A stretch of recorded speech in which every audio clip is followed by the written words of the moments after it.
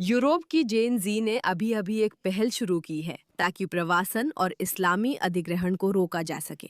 और हाँ, अब ये युवाओं के हाथ में है, क्योंकि वयस्क सचमुच इसे करने वाले नहीं हैं। ये बहुत ही रोमांचक है।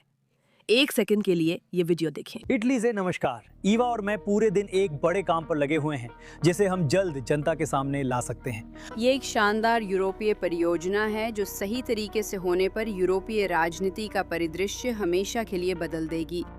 हम अभी सब कुछ नहीं बता सकते, लेकिन अगर आप आरज़ू में समिट में आएंगे तो इसे वहीं प्रस्तुत किया जाएगा। 3 मई को पोर्टो में आप समिति, ईवा, मैं खुद और कई अन्य देशभक्त, प्रभावशाली लोग, राजनेता, कार्यकर्ता वहां होंगे। हम रीमाइग्रेशन और ग्रेट रिप्लेसमेंट पर चर्चा करेंगे और इसे रोकने के लिए सक्रिय कैसे हों, इस पर बात करेंगे। मौका ना चूकें, आखिरी टिकट ले लें। हम 3 मई को पोर्टो में रीमाइग्रेशन समिट 26 में मिलेंगे और वहीं अगला बड़ा विरोध प्रदर्शन घोषित करेंगे। मैं इसके लिए कई कारणों से उत्साहित हूँ। ईवा को यूके से हाल ही में बैन कर दिया गया क्योंकि वो टॉमी रॉबिन्सन के विरोध प्रदर्शन में जाने वाली थी, और टॉमी रॉबिन्सन उन लोगों में से एक है जिन्हें कीर स्टारमर ने बैन करके हटाने का फैसला किया। अब उन्हें चुप कराने की बहुत कोशिशें की गई हैं, लेकिन उन युवाओं को चुप कराना जो चारों ओर देख रहे हैं और जिनकी आंखें खुली हैं, जैसे आप लोग, पुशबैक में और महसूस कर रहे हैं कि ठीक है, कुछ बदलने की जरूरत है, उन्हें हर तरह से सजा दी गई है। अगर आप मुखर कार्यकर्ता बने तो दूसरे देशों में जाने से भी बैन कर दिए जाते हैं, जो पागलपन है। और इसलिए ईवा ने कहा, हमें इसके बारे में कुछ करना चाहिए। हम एकजुट होने जा रहे हैं क्योंकि बहुत सारे युवा हैं जो इन समस्याओं को देख रहे हैं और जो सरकार के इस दिखावे से तंग आ चुके हैं कि जैसे कुछ हो ही नहीं रहा। इसलिए उसने ये शानदार पहल शुरू की, जिससे मैं बहुत उत्साहित हूँ। अब मैं सोचती हूँ, अगर युवा मिलकर सच में कुछ करें तो यूरोप का सचमुच कोई भविष्य हो सकता है। स्वागत है द पुशबैक में। मैं हूँ मेरा के, आपकी होस्ट। जरूर सब्सक्राइब बटन दबाएं ताकि अगर आपको लगता है कि पुशबैक की जरूरत है तो इस वीडियो की मदद हो सके। और हमारे सभी अमेरिकी दर्शकों, ऑस्ट्रेलियाई दर्शकों को याद दिला दूं, ये सिर्फ यूरोप की समस्या नहीं है, ये समस्या पूरी दुनिया में है। वे अफ्रीका पर कब्जा करने की कोशिश कर रहे हैं, वे एशिया पर कब्जा करने की कोशिश कर रहे हैं, वे अमेरिका, ऑस्ट्रेलिया और यूरोप पर कब्जा करने की कोशिश कर रहे हैं।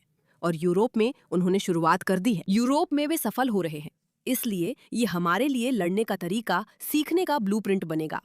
देखें, ईवा ने आज क्या घोषणा की है।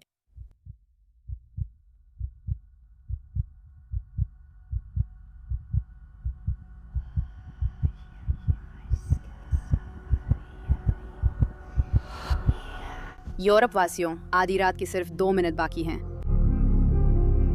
अभी जब आप ये वीडियो देख रहे हैं, हजारों प्रवासी हमारी सीमाओं के भीतर उमड़ते चले आ रहे हैं। हम अपने ही देशों में अपरिवर्तनीय और स्थायी रूप से अल्पसंख्यक बनने के इतने करीब हैं। और मुझे आपको ये बताने की जरूरत नहीं है कि वो कैसा होता है। आप जानते हैं, मैं जानती हूँ, हम सब जानते हैं। हम इस पर सालों से बात कर रहे हैं, अब कार्रवाई का समय है। यही तो विडंबना है। हम सब जानते हैं, हर कोई जानता है। आपको कुछ कहने की इजाजत नहीं है, आपको कुछ करने की इजाजत नहीं है, लेकिन हम सब जानते हैं कि ये एक बहुत बड़ी समस्या है। हर एक इंसान, भले ही सरकारें हमें यह दिखावा करने पर मजबूर करे कि ऐसा नहीं है, हम सब जानते हैं कि कुछ बड़ा बदलाव होना बहुत जरूरी है। तो आज हम पहली बार देशभक्त यूरोपीय नागरिक पहल सेफ यूरोप एक्ट पेश कर रहे हैं। ये यूरोपीय संघ का आधिकारिक उपकरण है जिसे देशभक्तों ने पहले नहीं अपनाया। ये नागरिकों को नीति निर्माण में भाग लेने और अपने हित यूरोपीय आयोग के एजेंडा में शामिल कराने का साधन है, और आज हम बिल्कुल यही करने जा रहे हैं। सेफ यूरोप एक्ट के तहत हम यूरोपीय आयोग से अहम मुद्दों पर रुख साफ करने की मांग कर रहे हैं। यूरोप के लोगों की जातीय सांस्कृतिक निरंतरता को उसकी स्थिरता के लिए अत्यंत महत्वपूर्ण मानते हुए हम यूरोपीय आयोग से ये मांग कर रहे हैं कि वो गैर पश्चिमी आप्रवासन, चाहे वो कानूनी हो या अवैध, पर पूरी तरह से रोक लगाए। तो बहुत से लोग नहीं जानते कि वास्तव में ये यूरोपीय संघ ही है जो इस तरह के नियम को आगे बढ़ा रहा है कि यूरोप में हर किसी को, बिल्कुल ऐसा नहीं है, लेकिन प्रवासियों को स्वीकार करना होगा। अगर आप यूरोपीय संघ का हिस्सा है तो ये एक कोटा जैसा ही है।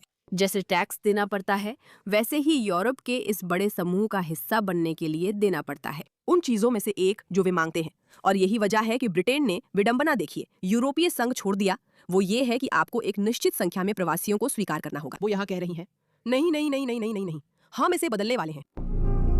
अब से कोई भी अंदर नहीं आएगा और लाखों लोग बाहर जाएंगे। हम यूरोपीय संघ से मांग करते हैं कि वे सभी आकर्षक प्रोत्साहनों और लाभों को खत्म करें और स्वैच्छिक वापसी की एक समन्वित व्यवस्था बनाएं, जिससे समाज के लिए खतरा या बोझ बने हर एक प्रवासी को वापस भेजा जा सके। दिलचस्प बात यह है कि बहुत से लोग प्रवास के बारे में ये नहीं समझते कि इन लोगों की देखभाल में कितना करदाताओं का पैसा खर्च होता है। अगर वे सिर्फ आकर आपके शहर को बर्बाद कर दें तो वो एक बात है, ठीक है, लेकिन आप लगातार इसके लिए भुगतान कर रहे हैं, उनके होटलों के लिए, उनके लिंग परिवर्तन के लिए और उन सभी अलग अलग चीजों के लिए जो सरकार उन्हें लाभ के रूप में देती है। आप ही इसके लिए भुगतान कर रहे हैं। जब आप मुश्किल से बिल चुका पाते हैं क्योंकि सरकार को इतना पैसा जाता है, तो यही आपके समाज, बच्चों और पत्नियों के विनाश के लिए होता है। ये पागलपन है। ऐसा करने के लिए हमें आपकी मदद चाहिए। अगर हम 1 मिलियन हस्ताक्षर जुटा लेते हैं तो यूरोपीय आयोग को न सिर्फ हमसे मिलने बल्कि यूरोपीय संसद में प्रवासियों की वापसी पर बात करने के लिए मजबूर होना पड़ेगा। अब हम भोले नहीं हैं। हमें पता है यूरोपीय संघ को यूरोप के लोगों के भविष्य की चिंता नहीं। हम अनुमति नहीं मांगते, बस कार्रवाई कर यूरोपीय अभिजात वर्ग के लिए राजनीतिक संकट लाते हैं। आप जानती है मुझे इसमें सबसे अच्छा क्या लगता है? इसके बजाय कि वे कहें हमने एक ऐसी पहल शुरू की है जो सुनने में बहुत अच्छी लगती है लेकिन हम वास्तव में इसे पूरा नहीं कर सकते, वे कहती हैं नहीं नहीं नहीं नहीं, हमें समझ है कि इसे पूरा करना असंभव है, लेकिन इसलिए हमें यह सुनिश्चित करना है कि ये वास्तव में हो सके। यूरोपीय लोगों को कोई परवाह नहीं है, उन्हें सच में कोई फर्क नहीं पड़ता। अगर उन्हें फर्क पड़ता तो वे इसे बहुत पहले ही रोक चुके होते। इसलिए जो हम करने जा रहे हैं वो है एक राजनीतिक संकट पैदा करना। और हम राजनीतिक संकट कैसे पैदा करेंगे? संख्या के जरिए, यानी हम सब मिलकर इसके खिलाफ एकजुट हो रहे हैं। हम दाएं विंग पार्टियों को भीतर से लड़ाई लड़ने देंगे और जो हम करने की कोशिश कर रहे हैं वो है एकजुट होना और लाखों यूरोपीय देशभक्तों की ताकत को संस्थाओं की ओर ले जाना और बाहर से उन पर दबाव बनाना। 1 मिलियन हस्ताक्षर से आंदोलन वैध होगा और वे रुख स्पष्ट करने को मजबूर होंगे। वे चाहते हैं आप चुप रहें, हम चाहते हैं आपकी आवाज सुनी जाए। हमारी योजना का पहला कदम है प्रारंभिक चरण। हम 1 लाख शुरुआती हस्ताक्षरकर्ताओं, प्रचारकों और अग्रिम पंक्ति की तलाश कर रहे हैं ताकि बाकी 9 लाख देशभक्तों से हस्ताक्षर करवाए जा सकें। मुझे नहीं पता आपके बारे में, लेकिन मैं अभी साइन कर रही हूँ। इसी पल, इसी सेकंड मैं आगे बढ़कर साइन करूंगी। और हमारे पुनर्प्रवासन की मांग को वैधता देने के लिए। चुप मत बैठिए, यूरोप को बर्बाद मत होने दीजिए। अपने देश को खुद और अपने बच्चों के लिए वापस लीजिए। 2026 के बड़े राजनीतिक अभियान से जुड़ें, सेव यूरोप एक्ट पर हस्ताक्षर करें और हमारे आंदोलन में शामिल हों। मुझे ये बहुत पसंद है।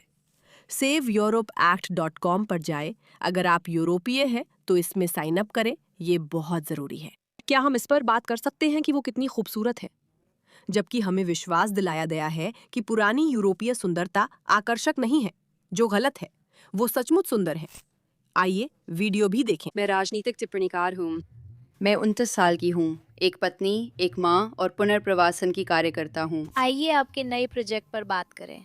आपने मंच पर थोड़ा बताया, दर्शकों को बताइए इसमें नया क्या है और आप क्या कर रही हैं।